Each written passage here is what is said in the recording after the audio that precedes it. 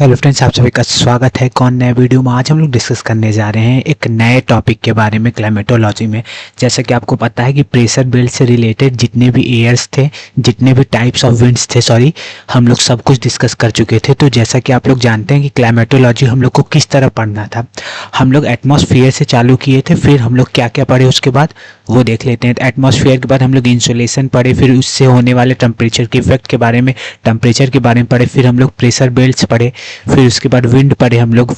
अब हम लोग को क्या पढ़ना है, ह्यूमिडिटी पढ़ना है। उससे जो आउटकम निकलता है, यानी कि कंडेंसेशन के कारण जो ड्यू होता है, फॉग होता है, फ्रॉस्ट होता है, क्लाउड का फॉर्मेशन कैसे होता है, सब कुछ इसी में हम लोग को पढ़ना है।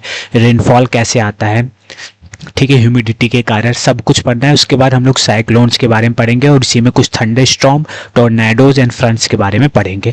तो आज का जो नया टॉपिक हम लोग का क्लाइमेटोलॉजी का, वो हमारा ह्यूमिडिटी है कि ह्यूमिडिटी वाकई में होता क्या है, वो हम लोग को आज के इस वीडियो में समझना है। और कितने टाइप्स ऑफ ह्यूमिडिटी हमें पढ़नी है, मतलब ह्यूमिडिटी को कैसे मेज़र करते हैं, उसको किस तरह मेज़र करते हैं, कौन कौन से टर्मिनोलॉजी ह्यूमिडिटी में, सब कुछ हम लोग इस वीडियो में देखने वाले हैं। तो पहले हम लोग समझते हैं कि ह्यूमिडिटी होता क्या है। ह्यूमिडिटी क्या है कि the water vapour present in the air is known as humidity, यानी कि हवा में प्रेजेंट वाटर वेपर को ही हम लोग क्या बोलते हैं, ह्यूमिडिटी बोलते हैं। तो वाटर वेपर क्या होता है, पानी का गैसियस फॉर्म को वाटर वेपर हम लोग कहते हैं। और वही वाटर वेपर जब एयर में प्रेजेंट होता है तो उसी को हम लोग क्या कहते हैं, ह्यूमिडिटी।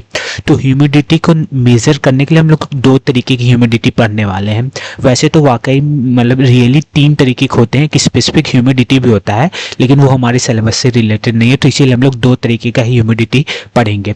एक हमारा एब्सोल्यूट ह्यूमिडिटी क्या होता है, एक हमारा रिलेटिव ह्यूमिडिटी क्या होता है। ये दोनों हम लोग पढ़ने वाले हैं, ठीक है। तो पहले हम लोग समझते हैं कि एब्सोल्यूट ह्यूमिडिटी क्या होता है। एब्सोल्यूट ह्यूमिडिटी के बारे में समझेंगे। तो एब्सोल्यूट ह्यूमिडिटी का डिफिनीशन पहले हम लोग देख लेते हैं।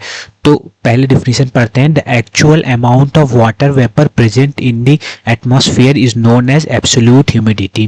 तो एब्सोल्यूट ह्यूमिडिटी ऐसी ह्यूमिडिटी होती है, यानी ह्यूमिडिटी, एब्सोल्यूट ह्यूमिडिटी का अगर डिफिनीशन कोई पूछे तो बताएंगे कि actual amount of water vapour present in the atmosphere, यानी कि एटमॉस्फेयर में वाटर वेपर प्रेजेंट होता है। तो वाटर वेपर कहाँ पे प्रेजेंट होगा, एयर में।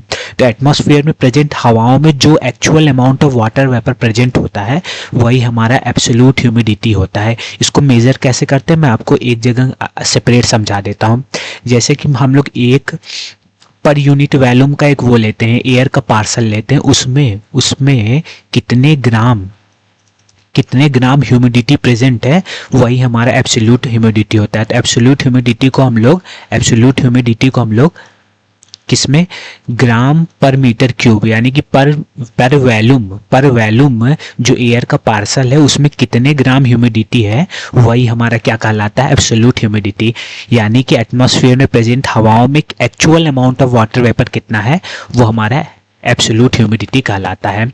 दूसरे टर्म में इसको कह सकते हैं कि it is a weight of water vapour. Water vapour का वेट यानी कि ग्राम में हम लोग नापेंगे per unit volume of air, मतलब per unit volume of air, यानी कि एक यूनिट वॉल्यूम, किसके वॉल्यूम में, हवा के एक यूनिट वॉल्यूम में कितने वेट का हमारा वाटर वेपर प्रेजेंट होता है, उसी को हम लोग क्या कहते हैं, एब्सोल्यूट ह्यूमिडिटी कहते हैं। वो ग्राम पर क्यूबिक मीटर में, यानी कि ग्राम पर मीटर क्यूब में नापा जाता है कितना हमारा एब्सोल्यूट ह्यूमिडिटी होता है हमारे एटमॉस्फेयर में, ठीक है। और जैसे कि आपको पता है कि एब्सोल्यूट ह्यूमिडिटी यानी कि वाटर वेपर जो है, अलग अलग जगहों के हवाओं में अलग अलग टाइप ऑफ वाटर वेपर, अलग अलग अमाउंट में वाटर वेपर प्रेजेंट होते हैं। इसीलिए एब्सोल्यूट ह्यूमिडिटी जो है वो हमारे एक प्लेस से दूसरे प्लेस क्या करता रहता है, डिफर करता रहता है, चेंज होता रहता है। ये भी आपको याद रखना है, ठीक है।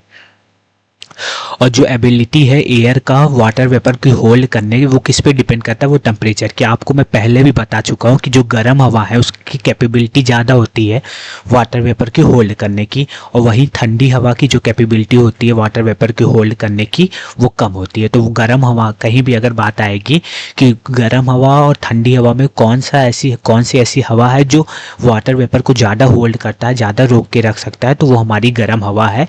ये आपको याद रखना है, ठीक है। तो आशा करता हूँ कि आपको एब्सोल्यूट ह्यूमिडिटी के बारे में समझ में आया होगा। मैं आपको अलग अलग वीडियो में दोनों ह्यूमिडिटी को समझाऊंगा। आज हम लोग एब्सोल्यूट ह्यूमिडिटी को पढ़ चुके हैं, क्योंकि ज़्यादा वो ना हो, इसी में मिक्सअप ना हो जाए, जिससे आपको समझ में आ जाए। बहुत इंपॉर्टेंट कॉन्सेप्ट। इसके बाद ही हम लोग क्लाउड फॉर्मेशन के बारे में पढ़ेंगे। तो आशा करता हूँ कि आपको ह्यूमिडिटी और एब्सोल्यूट ह्यूमिडिटी के बारे में समझ में आया होगा। तो वीडियो कैसा लगा कमेंट करके जरूर बताइए। कल के वीडियो में हम लोग रिलेटिव ह्यूमिडिटी के बारे में पढ़ेंगे। ठीक है, धन्यवाद।